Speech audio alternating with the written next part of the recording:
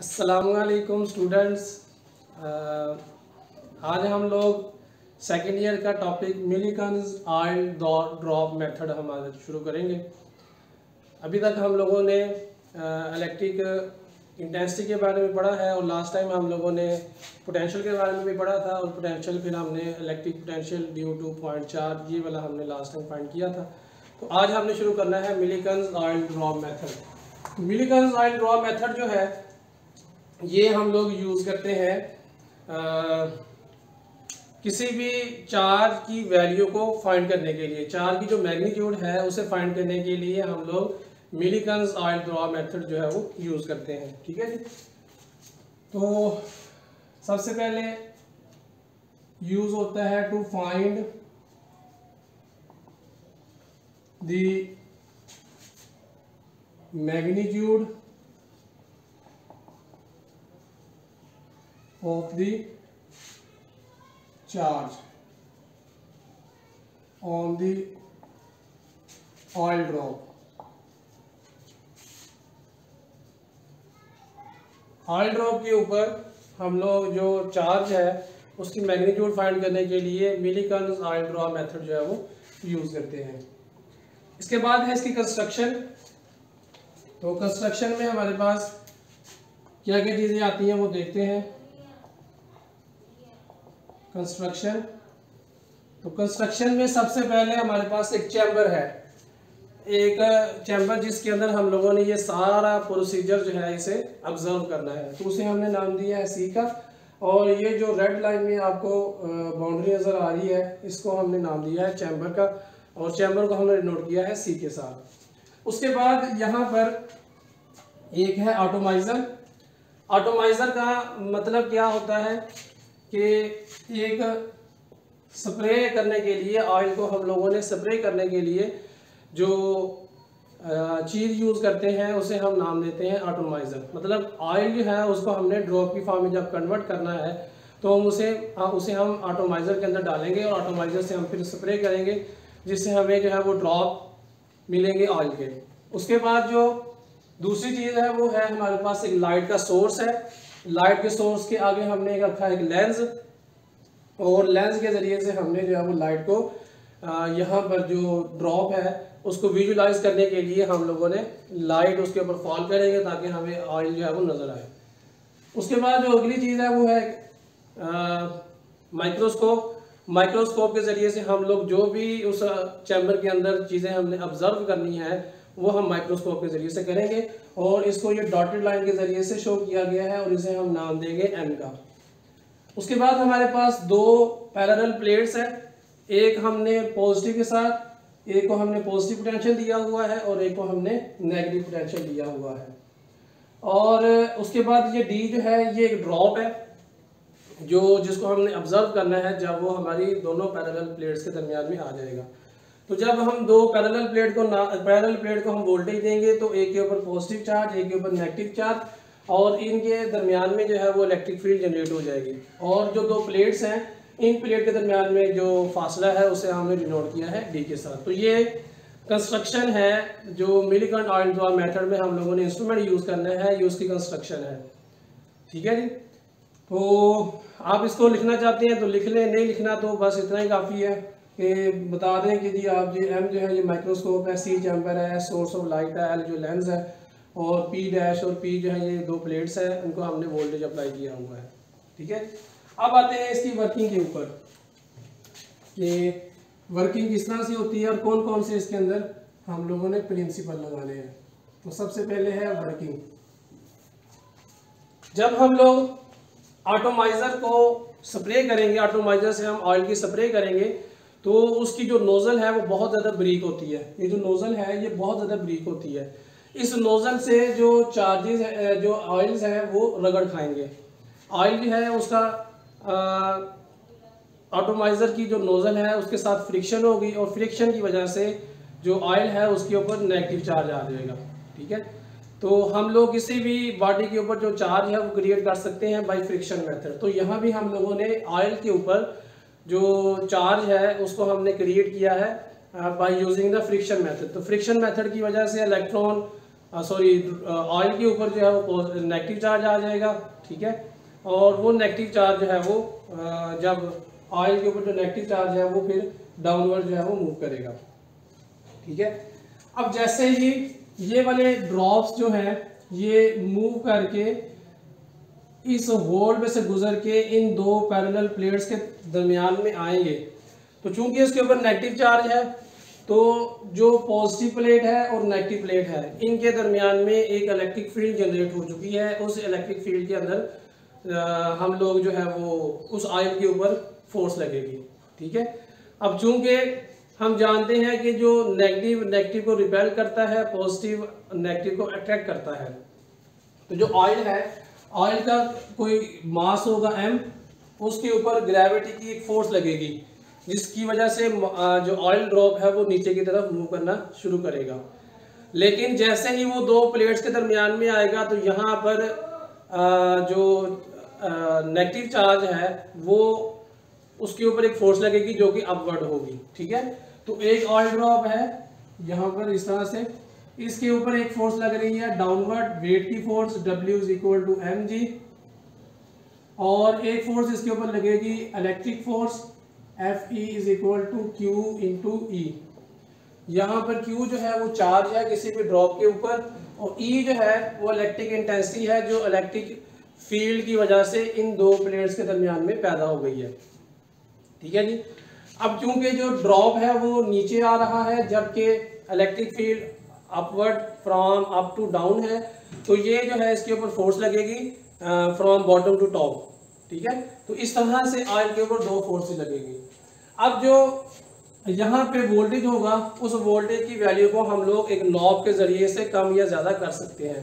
तो माइक्रोस्कोप से देखते हुए हमने ड्रॉप को ऑब्जर्व करना है, और ड्रॉप को ऑब्जर्व इस तरह से करना है कि हम लोग आहिस्ता आहिस्ता जो है वोल्टेज को बढ़ाते जाएंगे। इतना बढ़ाते जाना है कि जो ऑयल के ऊपर लगने वाली फोर्स Fe और ड्रॉप के ऊपर लगने वाली फोर्स जो ग्रेविटी की है, ये दोनों फोर्सेस बराबर हो जाएं। जब ये दोनों फोर्सेस बराबर हो जाएंगी हम नॉब को घुमाना जो है वो बंद कर देंगे। जैसे नॉब घुमाना हम बंद करेंगे तो ऑयल जो है वो दो प्लेट के दरमियान में सस्पेंड कर जाएगा, रुक जाएगा, क्योंकि एक फोर्स अपवर्ड है और एक फोर्स उसके ऊपर डाउनवर्ड है। तो दोनों फोर्सेस बराबर हो जाएंगी और ऑयल जो है वो हमें सस्पेंडेड नजर आएगा। उसके बाद हम लोगों ने वहां पर जो वोल्टेज की वैल्यू है उसे नोट कर लेना है, ठीक है। अब चूंकि दो फोर्सेस हैं तो दोनों फोर्सेस बराबर हो गई हैं इस ड्रॉप के ऊपर, तो हम क्या लिखेंगे, यहाँ पे हम लिखेंगे कि अपवर्ड फोर्स = डाउनवर्ड फोर्स, ठीक है जी। तो जो अपवर्ड फोर्स है वो है हमारे पास इलेक्ट्रिक फोर्स, और जो डाउनवर्ड फोर्स है वो है हमारे पास ग्रेविटेशनल फोर्स। तो ग्रेविटेशनल फोर्स और अपवर्ड फोर्स की दोनों की वैल्यू मैग्नीट्यूड बराबर हो जाएगी, लेकिन इनकी डायरेक्शन जो है वो अपोजिट होगी। हम लोगों ने मैग्नीट्यूड इनकी लेनी है, डायरेक्शन हम यहाँ पर इसकी नहीं ले रहे। तो यहाँ पर जो इलेक्ट्रिक फोर्स की जो मैग्नीट्यूड है वो है QE के बराबर, और जो ग्रेविटेशनल फोर्स की मैग्नीट्यूड है वो है mg के बराबर, where Q is the charge on the drop, E is the electric intensity between two plates, m is the mass of the drop and g is the gravitational acceleration। तो यहाँ से अगर हम q की value निकालें तो q = आएगा mg / e, ठीक है जी। जब भी किसी दो पैरेलल प्लेट्स के दरमियान में कोई डिस्टेंस d होता है और वहां पर एक इलेक्ट्रिक इंटेंसिटी जनरेट होती है, तो हम कहते हैं कि जी इलेक्ट्रिक इंटेंसिटी और डिस्टेंस की वजह से वहां पर पोटेंशियल जो है वो क्रिएट हो गया। हमने यहाँ इसको पोटेंशियल दिया था V, और उस पोटेंशियल की वजह से यहाँ पर इलेक्ट्रिक इंटेंसिटी क्रिएट हो गई, और उसकी दोनों के दरमियान जो डिस्टेंस है वो D है। तो यहाँ से हम इक्वेशन लिख सकते हैं, we know that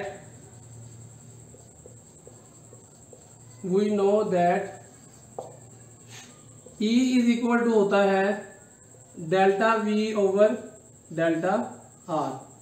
the negative gradient of the potential. यहाँ हम नेगेटिव साइन को अगेन जो है वो इग्नोर कर रहे हैं क्योंकि वो हमें डायरेक्शन के बारे में बताता है। तो अब यहाँ पर होता ये है कि जो बैटरी का नेगेटिव टर्मिनल होता है वो लो पोटेंशियल पे होता है, और उसे हम मान लेते हैं कि वो 0 पे है, ठीक है। और जो इसका पॉजिटिव पोटेंशियल है वो होता है हाई पे, और अगर आप लोगों ने 12 वोल्ट की बैटरी लगाई है या आपने 20 वोल्ट की लगाई है या आपने जितना भी वोल्टेज आपने अप्लाई किया है तो उसकी वैल्यू यहाँ पर आ जाएगी। तो V पॉजिटिव की वही वैल्यू है जो हमारी बैटरी की वैल्यू होगी। तो यहाँ से जो डेल्टा V है इसको हम लिखेंगे V positive minus V negative, high minus low potential, ठीक है जी। तो यहाँ से जो लो पोटेंशियल है वो V के बराबर आ जाएगा। तो डेल्टा V जो है ये इज इक्वल टू आ जाएगा V के, जिसको हमने लास्ट टाइम नाम दिया था पोटेंशियल का, इसको हम ऊपर लिख लेते हैं यहाँ पर। तो डेल्टा V जो है ये चेंज हो जाएगा V पॉजिटिव के अंदर, और इसे हम सिंपल V का नाम भी दे सकते हैं। इसी तरह से जो डेल्टा R है, डेल्टा R था डिस्टेंस बिटवीन टू प्लेट्स। तो हमने यहाँ पे जो डिस्टेंस है वो D लिया हुआ है, इसलिए हम लोग डेल्टा R की जगह पे D भी लिख सकते हैं। तो यहाँ हम D लिख देंगे। तो जैसे ही आप ये वैल्यू पुट करेंगे तो E जो है ये इज इक्वल टू आ जाएगा V ओवर D। तो यहाँ से V की वैल्यू निकाल लें, V इज इक्वल टू आएगा ED के बराबर। इसको इक्वेशन नंबर 2 का नाम दे दें, और ये जो है हमारे पास इक्वेशन नंबर 1 है। इसके बाद हम क्या करेंगे, पुट इक्वेशन 2 इन 1। इक्वेशन 2 को हम 1 में पुट कर देंगे E की जगह पे। तो यहाँ से Q इज इक्वल टू आ जाएगा mg डिवाइडेड बाई, सॉरी हमने यहाँ से E की वैल्यू निकालनी थी, मैंने V की निकालनी, चले E की वैल्यू यहाँ पुट कर दें V ओवर D, ठीक है जी। इसको इक्वेशन नंबर 2 का नाम दे दें, ठीक है जी। तो यहाँ से जो Q है ये इज इक्वल टू आ जाएगा mg, D ऊपर चला जाएगा, T डिवाइडेड बाई V, ठीक है जी। अब Q जो है वो इज इक्वल टू आएगा mg over V into D, या इसको ऐसे भी लिख सकते हैं या ऐसे लिख लें GD इंटू M। मैं इसको अलग अलग क्यों लिखा है मैं अभी बता देता हूँ आपको। तो यहाँ पर G जो D है वो है सेपरेशन बिटवीन टू प्लेट्स, ये सेपरेशन। तो इसकी वैल्यू हमें नॉन होती है। एक्सपेरिमेंट के अंदर जो हमने इंस्ट्रूमेंट यूज करना है उस इंस्ट्रूमेंट में D की वैल्यू जो है वो नॉन होती है। तो D जो है वो हमें ऑलरेडी नॉन है, इसकी वैल्यू हमें पता है। G जो है ये है ग्रेविटेशनल एक्सेलरेशन, और इसकी वैल्यू 9.8 होती है, 9.8 मीटर पर सेकंड स्क्वायर। और जो V है ये है पोटेंशियल, अप्लाइड पोटेंशियल, जो हमने पोटेंशियल अप्लाई किया है यहाँ बैटरी के जरिए से, तो इसकी वैल्यू भी हमें नॉन होती है। तो यहाँ पर हमारे पास जो V है उसकी वैल्यू भी नॉन है, G की वैल्यू उसकी वैल्यू भी नॉन है, और D की वैल्यू ये भी हमें पता है कि D की वैल्यू क्या है। अब हमें मसला ये है कि हमें मास के बारे में नहीं पता कि जो ऑयल का ड्रॉप है उसका मास क्या है। अब उसे हम लोग किसी भी वेट बैलेंस के साथ मेजर नहीं कर सकते, बहुत छोटा सा ड्रॉप होगा। तो उसके लिए हम लोग फिर एक मेथड करेंगे, जिस मेथड के जरिए से हमें जो है वो मास की वैल्यू भी कैलकुलेट हो जाएगी। हम मास की वैल्यू भी वहां से कैलकुलेट कर सकते हैं।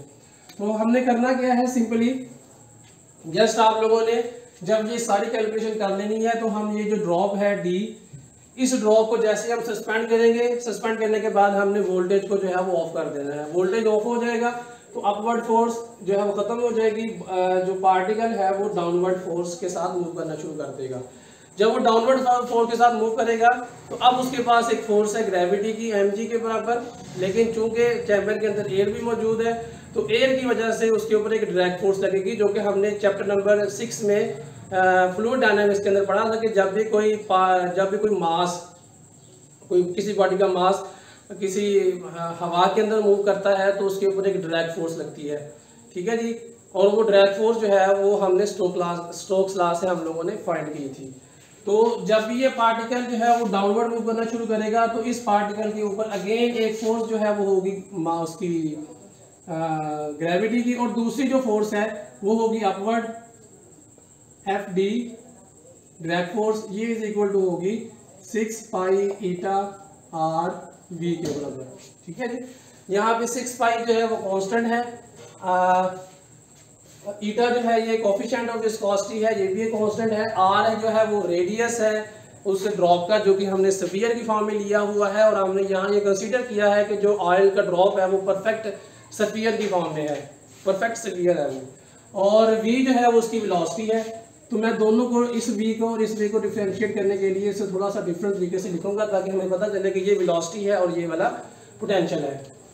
तो जब ये दोनों फोर्सेस बराबर हो जाएगी तो दोनों फोर्सेस बराबर होने की वजह से जो हमारा ऑयल है वो एक वेलोसिटी गेन करेगा जिसे हम नाम देते हैं टर्मिनल वेलोसिटी का। और टर्मिनल वेलोसिटी की कंडीशन क्या होती है? व्हेन द अपवर्ड फोर्स मतलब drag force and downward force मतलब ग्रेविटेशनल फोर्स दोनों बराबर हो जाएंगी, तब हमारे पास जो ऑयल है ये इसकी जो वेलोसिटी है ये कांस्टेंट वेलोसिटी हो जाएगी और उस कांस्टेंट वेलोसिटी को हम नाम देंगे टर्मिनल वेलोसिटी का। ठीक है जी।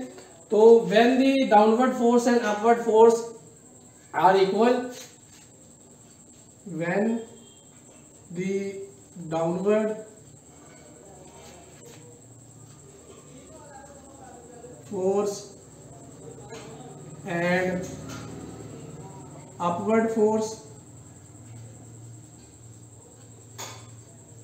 are equal, then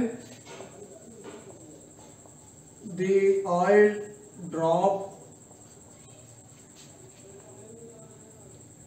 will move with constant velocity।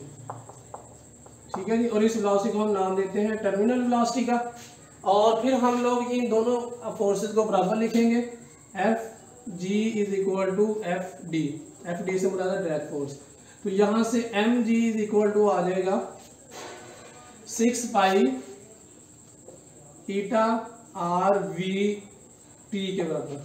अब ये जो वेलोसिटी है ये टर्मिनल वेलोसिटी बन गई है, इसलिए हमने इसके साथ टी लिख दिया है टर्मिनल वेलोसिटी का। ठीक है जी। तो यहां से अब हमारे पास m जो है वो इज इक्वल टू आएगा 6 pi eta R V T divided by G. इसको मैं थोड़ा सा रीअरेंज करके लिख रहा हूँ।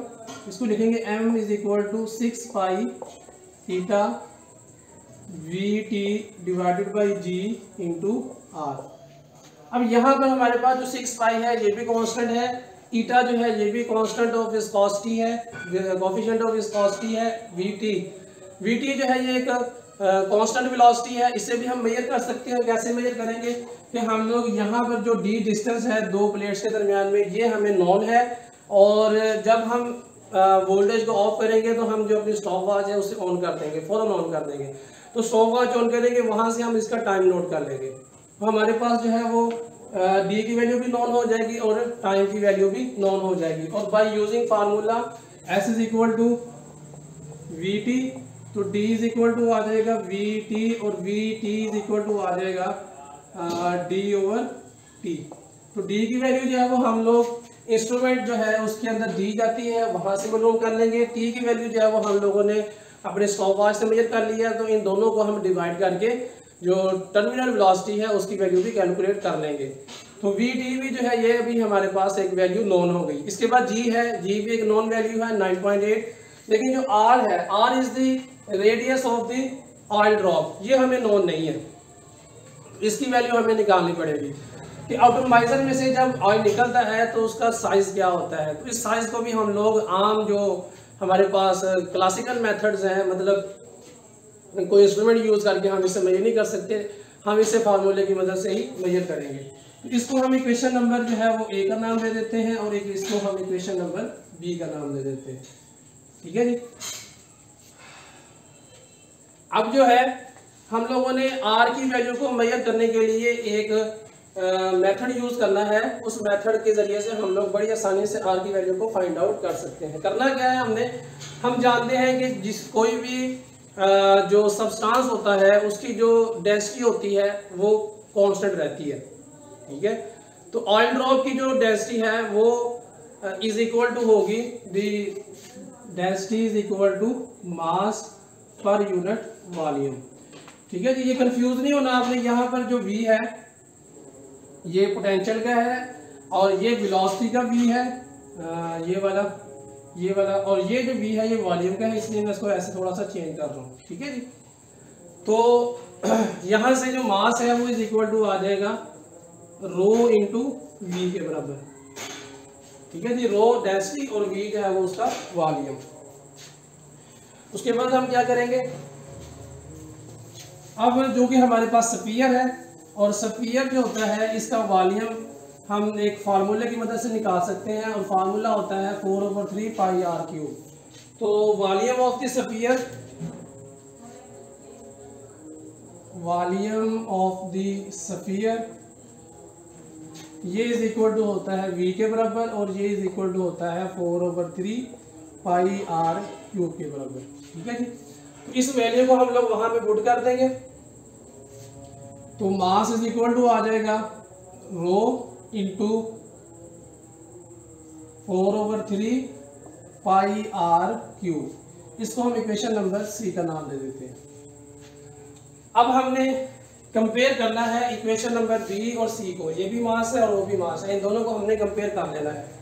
ठीक है जी, तो कंपेयर बी एंड सी, दोनों को कंपेयर करें, ये बन जाएगा rho into 4/3 pi R cube is equal to 6 pi eta V T into R over G. तो यहाँ से ये आर क्यूब है, ये आर स्क्वायर आ जाएगा और ये आर कट जाएगा। ठीक है जी, तो यहाँ पर आ जाएगा स्क्वायर। इसके बाद हम क्या करेंगे, हम यहाँ से स्क्वायर को इधर रहने देंगे, बाकी सारी वैल्यू जो है वो उधर ले जाएंगे।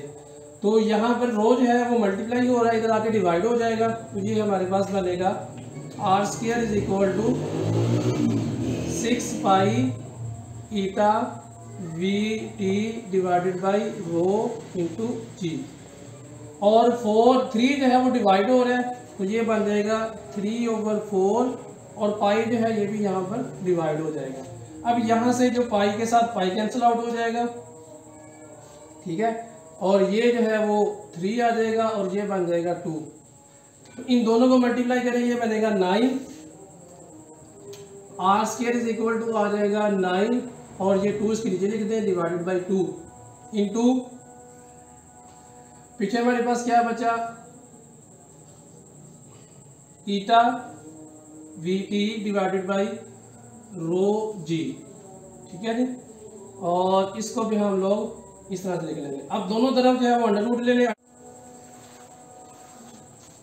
हाँ जी, तो इसके बाद हम क्या करेंगे, ये जो आर है इसकी वैल्यू हम लोग, ये इक्वेशन नंबर, इसको हम नाम दे देते हैं, वो इक्वेशन नंबर सी थी, इसको हम डी का नाम दे देते हैं। तो इक्वेशन नंबर डी से हम लोग आर की वैल्यू फाइंड करेंगे। आर के बाद हम ये वैल्यू यहाँ पे पुट करेंगे। ठीक है, यहाँ से हमारे पास मास आ जाएगा, और फिर मास की वैल्यू जो है वो हम लोग इस इक्वेशन में पुट करेंगे, तो ये हमारे पास चार्ज आ जाएगा। तो इस तरह से इस मेथड के जरिए से हम लोग जो है वो मिलिकन ऑयल ड्रॉ मेथड के जरिए से ए की वैल्यू जो है वो फाइंड आउट कर लेंगे।